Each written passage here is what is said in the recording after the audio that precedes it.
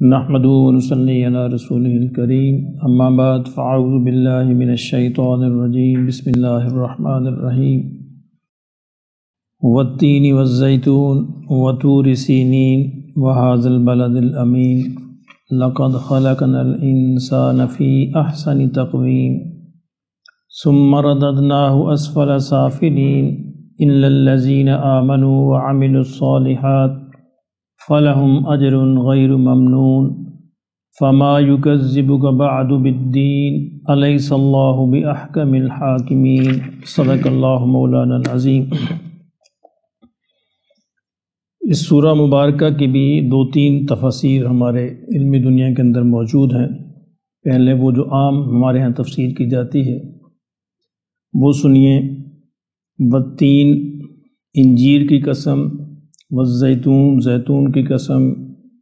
وطور سینین اور طور سینا جو پہاڑ ہے اس کی قسم، اور اس شہر کی یعنی مکہ مکرمہ کی قسم، لقد خلقنا الانسان فی احسن تقویم، کہ ہم نے تو انسان کو اپنی شکل و صورت اور اپنے اعمال کے اعتبار سے بہت احسن بنایا تھا، بہت اچھا بنایا تھا، اور پھر اس کو ہم نے نیچے سے بھی نیچے گرا دیا، الٹا دیا، سوائے ان لوگوں کے جنہوں نے نیک عمل کیے، جو ایمان لائے اور نیک عمل کیے، ان کے لیے کبھی نہ ختم ہونے والا اجر ہے۔ تو پھر اس سب کچھ کے بعد بھی وہ کون سی چیز ہے جو تمہیں روز جزا کے جھٹلانے پر آمادہ کرتی ہے؟ کیا اللہ جو ہے سب سے بڑا حاکم نہیں ہے؟ اب سوال یہ پیدا ہوتا ہے کہ انجیر اور زیتون میں کیا ایسی چیز ہے؟ یعنی اللہ رب العزت نے اس کی قسم کھانے کی کیا ضرورت ہے؟ اللہ کی جو باقی مخلوق ہے اسی طرح چھوٹی سی مخلوق انجیر اور زیتون بھی ہے۔ تو اس لیے مفسرین نے اس میں بہت اختلاف کیا ہے کہ اس کی ضرورت نہیں تھی یہاں پہ، چونکہ آگے دو مقامات کے نام آ رہے ہیں، ایک ہی جملے کے اندر ایک ہی تسلسل میں ایک ہی ترتیب میں آگے دو مقامات ہیں۔ طور سینا ایک مقام کا نام ہے، بلد الامین مکہ مکرمہ ایک مقام کا نام ہے۔ اب ان مقامات کی اور دو پھلوں کی یہ کوئی جوڑ نہیں بنتا، تو ان کا یہ کہنا ہے کہ اصل میں تین اور زیتون بھی مقامات کے نام ہیں، یہ پھلوں کے نام یہاں مراد نہیں ہے۔ تین جو ہے وہ قوم نوح کی وادی کا نام ہے، نوح علیہ السلام جہاں پہ، اور پچھلی جو انجیل اور جو پچھلی آسمانی صحف ہے اس میں اسی نام سے اس کو یاد کیا گیا ہے۔ نوح علیہ السلام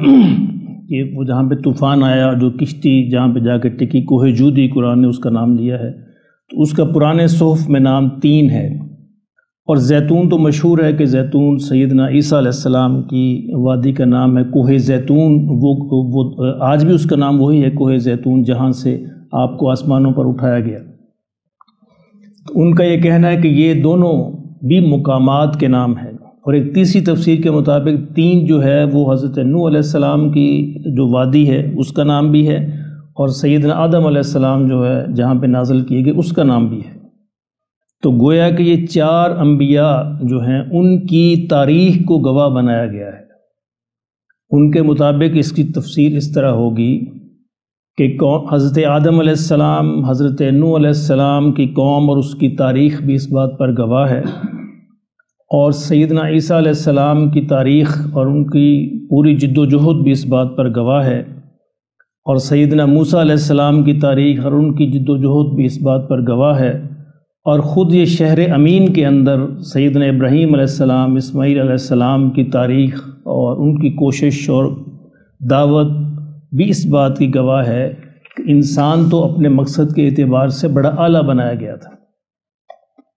پھر جب اس نے اس مقصد کو چھوڑ دیا تو پھر یہ ذلیل ترین جو ہے گڑھے کے اندر گر گیا، پھر یہ شیطان سے بھی نیچے چلا گیا، پھر یہ دوسری مخلوقات سے بھی نیچے گر گیا۔ اب یہ اس کے اندر یعنی اگر ہم اس طرح اس کو دیکھیں تو اس کے اندر کچھ سینس بنتی ہے کہ یہ ساری تاریخیں جو ہیں، یہ پوری تاریخ گویا کہ انسانیت کی تاریخ کو اللہ نے سمرائز کر دیا، سمیٹ دیا ہے، آدم علیہ السلام سے لے کر نوح علیہ السلام تک، نوح علیہ السلام کے بعد جو ہے پھر موسیٰ علیہ السلام تک، پھر موسیٰ علیہ السلام کے بعد ابراہیم علیہ السلام اور اسماعیل علیہ السلام، اور یہ پوری اس علاقے کی تاریخ یہ ساری کی ساری تاریخیں اس بات پر گواہ ہیں کہ انسان اپنے مقصد کے اعتبار سے بہت اعلیٰ بنایا گیا تھا۔ اب یہ آثار تقویم جو ہے انسان شکل کے اعتبار سے بھی اعلیٰ ہے باقی مخلوقات سے، اور اپنے مقصد کے اعتبار سے بھی اعلیٰ ہے، چونکہ انسان ہی وہ واحد مخلوق ہے جس کو اللہ رب العزت نے اپنی صفات کا کچھ حصہ دیا ہے، عکس دیا ہے۔ یعنی اللہ رب العزت جو ہے جس سے رحیم ہے، کریم ہے، شفیق ہے، وہ رحمت، وہ شفقت، وہ ساری محبت وہ انسانوں کو بھی عطا ہوئی ہے، انسانوں کو بھی حصہ ملا ہے۔ اللہ رب العزت سمیع ہے، بصیر ہے، انسان بھی دیکھ سکتا ہے، سن سکتا ہے، بول سکتا ہے، تو وہ باقی مخلوقات کو اللہ رب العزت نے یہ نعمتیں عطا نہیں فرمائی جو انسان کو عطا فرمائی ہیں۔ جو انسان اپنی مادی اعتبار سے بھی، شکل و صورت کے اعتبار سے بھی آثار تقویم ہے، سب سے اچھا ہے، اور اپنے مقصد کے اعتبار سے بھی، یعنی اصل مقصد کیا تھا کہ اللہ کے فرمان کو، اللہ کے احکامات کو اس زمین پر نافذ کرنا، اللہ کا خلیفہ بن کے رہنا، تو اس اعتبار سے بھی انسان آثار تقویم ہے۔ لیکن جب انسان اپنے اس مقصد کو چھوڑ دیتا ہے تو پھر اللہ فرماتے ہیں کہ پھر ہم کو اس کو گرا دیتے ہیں، پھر جب یہ گرتا ہے تو پھر یہ جانوروں سے بھی نیچے گر جاتا ہے۔ اسفلہ کا مطلب ہوتا ہے نیچی وادی، اور سافلین سب سے نیچے سے بھی نیچی، یعنی جو نیچے سے بھی نیچے درجہ ہو سکتا ہے، تو پھر انسان جب گرنے پہ آتا ہے تو وہاں تک گر جاتا ہے۔ اب اندازہ فرمائیں نا کہ جو جانور ہیں یہ ایک دوسرے کو نہیں کھاتے، ایسے ہے نا، کتا کتے کو نہیں کھائے گا، شیر شیر کو نہیں کھائے گا، ہاتھی ہاتھی کو نہیں کھائے گا، دوسرے پہ حملہ کرتے ہیں، وہ بھی حملہ اتنا کرتے ہیں جتنی ان کی ضرورت ہوتی ہے۔ یعنی شیر بھی جب کسی پہ حملہ کرتا ہے، پیٹ بھر جائے تو ختم ہے، پھر اس کے بعد وہ حملہ نہیں کرے گا۔ لیکن انسان جب اسفل سافلین میں پڑتا ہے تو اس کی ہوس پھر ختم ہی نہیں ہوتی، یہ پھر اپنوں کو نقصان پہنچاتا ہے۔ ابھی انسانوں کو مار رہے ہیں نا، یہ جنگیں جتنی ہیں، یہ ایٹم بم ہیں، ہائیڈروجن بم ہیں، جتنے بھی میزائل ہیں، جو بھی چیزیں ہیں، اس سے انسان ہی انسانوں کو ختم کر رہے ہیں، انسان ہی انسانوں پر ظلم ڈھا رہے ہیں، جبکہ جانوروں کے اندر بھی یہ نہیں ہے۔ یہ اسفل سافلین ہے کہ جب انسان گرتا ہے اپنے مقصد کے اعتبار سے بھی یا مادی اعتبار سے بھی، تو پھر اس کے گرنے کی کوئی انتہا نہیں ہوتی،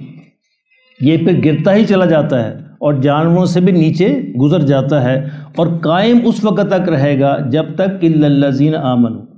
جب تک ایمان اور عمل صالح اس کے اندر ہوگا، تو پھر یہ جو ہے احسن تقویم کے درجے پر فائز رہے گا۔ اور اگر اس نے ایمان اور عمل صالح چھوڑ دیا تو پھر یہ گرتا گرتا گرتا اسفل سافلین میں جا پہنچے گا۔ جب کوئی چیز، پہلے بھی میں نے مثال دی تھی، جب کوئی چیز پہاڑ سے گرتی ہے تو پھر اس کو گرنے کی انتہا کوئی نہیں ہوتی، پھر وہ گہرے کھڈ میں جا کر رہتی ہے، پھر اس کو روک نہیں سکتا جب تک کہ پیچھے کوئی رکاوٹ موجود نہ ہو۔ اسی طرح انسان کے پاس اگر عمل اور عمل صالح کے، ایمان اور عمل صالح کی رکاوٹ موجود ہے پھر تو یہ آگے بڑھتا چلا جائے گا، لیکن اگر اس نے یہ دو چیزیں چھوڑ دیں تو پھر یہ نیچے گرنا شروع ہو جائے گا، اور پھر اللہ ہی جانتا ہے اس کی آخری انتہا کیا ہوگی۔ یہ ہر انسان کے اعتبار سے مختلف ہو سکتی ہے اور قوموں کے اعتبار سے بھی مختلف ہو سکتی ہے۔ اب آخری جو آیتیں ہیں یہ بھی اس بات کو ثابت کرتی ہیں کہ یہاں پہ انجیر اور زیتون مراد نہیں ہے۔ اللہ کہتے ہیں فما یکذبک بعد بالدین، اب اس سارا کچھ دیکھنے کے بعد بھی وہ کون سی چیز ہے جو روز جزا کے بارے میں تمہیں جھٹلانے پر مجبور کرتی ہے؟ یعنی قریش سے کہا جا رہا ہے کہ تم نے یہ ساری تاریخ تمہارے سامنے ہے، اگر باقی تاریخ سامنے نہیں ہے تو ابراہیم اور اسماعیل علیہ السلام کی تاریخ تو تمہارے سامنے ہے، اسی شہر کے اندر سارے واقعات ہوئے ہیں، تو کیا پھر بھی تمہیں یقین نہیں آتا کہ روز جزا ہوگا؟ جو اللہ یہ سارے کام برپا کر سکتا ہے تو وہ پھر روز جزا کیوں نہیں لا سکتا؟ یعنی یہ سارا کچھ دیکھنے کے بعد، سننے کے بعد، تاریخ کی شواہد اور گواہی کے بعد بھی وہ کون سی چیز تمہیں مجبور کرتی ہے کہ تم روز جزا کو جھٹلاتے ہو؟ اس کا مطلب یہ ہے تم یہ سمجھتے ہو کہ اللہ جو ہے احکم الحاکمین نہیں ہے، اللہ احکم الحاکمین نہیں، کیا نہیں، اللہ حاکم اللہ ہی ہے، اللہ ہی ہے جس نے یہ سارے پیغمبروں کو بھیجا، جس نے یہ ساری جو ہے یہاں پہ کارروائی ہوئی شام اور فلسطین کے علاقے میں، یہ قوم نوح کے علاقے میں، اور خود عرب کے اس علاقے میں جتنے بھی یہ مناظر پیش آئے ہیں جو اللہ رب العزت کے پیش کردہ تھے، تو اس کا مطلب ہے کہ اللہ ہی ہے جو سب سے بڑا حاکم ہے، حاکموں کا بھی حاکم ہے، اور جب وہ حاکموں کا بھی حاکم ہے تو پھر لازمی اس بات کا تقاضا ہے کہ اللہ ایک روز جزا لائے جس میں اچھوں کو جزا دے اور بروں کو سزا دے۔ اب اس آیت، جب یہ آیت پڑھتے تھے نبی صلی اللہ علیہ وسلم تو آپ کیا کہا کرتے تھے؟ الیس اللہ باحکم الحاکمین، تو حضور فرمایا کرتے تھے بلا، بلا کیوں نہیں یا اللہ کیوں نہیں، آپ ہی حکم ہے، بلا وانا علی ذالک من الشاہدین، یقیناً میں اس پر گواہ ہوں کہ آپ ہی احکم الحاکمین ہیں۔ تو یہ اس کا کہنا مستحب ہے، اس صورت کے بعد یہ کہنا، اگر نماز کے اندر بھی کہا جا سکتا ہے، اگر آپ پڑھ رہے ہیں نماز کے اندر تو یہ کہنا مستحب ہے، کہہ لیں تو اچھی بات ہے کہ اللہ ہی سب حاکموں سے بڑھ کر حاکم ہے۔ ٹھیک ہے جی، کیا پیغام ہے ہمارے لیے؟ جی اورنگزیب صاحب، اللہ تعالیٰ کہ ہمیں اپنے مقصد پر قائم رہنا ہے، یعنی اگر ہم ایمان اور عمل صالح پر قائم رہے پھر تو ہم آسن تقویم ہیں، اور اگر اس پر قائم نہ پھر ہماری اچھی شکل و صورت کے باوجود ہم آسن تقویم نہیں رہیں گے۔ اس کا مرتبہ یاد دلایا گیا ہے، مرتبہ یاد دلایا گیا ہے کہ تمہارا مرتبہ اصل میں یہ ہے، لیکن وہ مرتبہ کس چیز کے ساتھ وابستہ ہے؟ وہ ایمان اور عمل صالح کے ساتھ۔ اگر یہ چھوڑ دیا تو پھر تمہارا مرتبہ اتنا گرے گا کہ جانوروں سے بھی نیچے گر جاؤ گے۔ اور بہرحال اگر آپ اس پہ کہتے ہیں یقین کریں کہ اس میں انجیر و زیتونی مراد ہو، پھر یہ بھی ٹھیک ہے، بعض مفسرین اس طرف بھی گئے ہیں، لیکن مولانا مودودی بھی اور کچھ دوسرے مفسرین بھی اس بات کو تسلیم نہیں کرتے، اور ان کا خیال یہی ہے کہ یہ علاقوں کے نام ہیں، جس طرح طور سینا اور بلد الامین علاقوں کے نام ہیں، اس طرح یہ بھی علاقوں کے نام ہیں، کیونکہ اگلی آیتیں اس سے پھر ریلیٹ نہیں کرتی، پھر یہ تسلسل ٹوٹ جاتا ہے کہ دو علاقوں کے نام اور پہلے انجیر اور زیتون، یہ کوئی مطلب بات بنتی نہیں ہے۔ تو یہ علاقوں کی تاریخ اصل میں اللہ بتانا چاہ رہا ہے کہ ان علاقوں کی تاریخ اس بات پر گواہ ہے